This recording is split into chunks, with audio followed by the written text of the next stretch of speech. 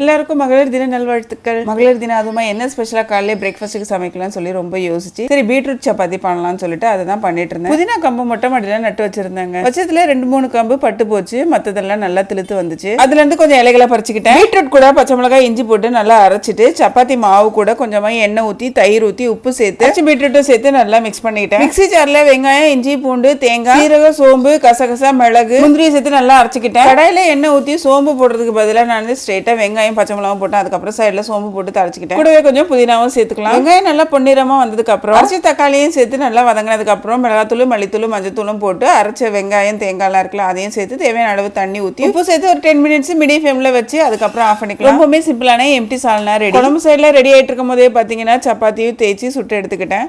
காலையில சிறப்பா செஞ்சு சாப்பிட்டு முடிச்சுட்டோம். இன்னொரு சிறப்பான சம்பவம் பண்ணியிருந்தேன். பார்த்துட்டு இருந்ததுல பொரியல் வச்சிருந்ததா மறந்துட்டேன். அந்த பாத்திரமும் கருகி போச்சு. பேக்கிங் சோடா சபினா போட்டு ஊற வச்சு அதையும் கழுவி எடுத்துக்கிட்டேன்.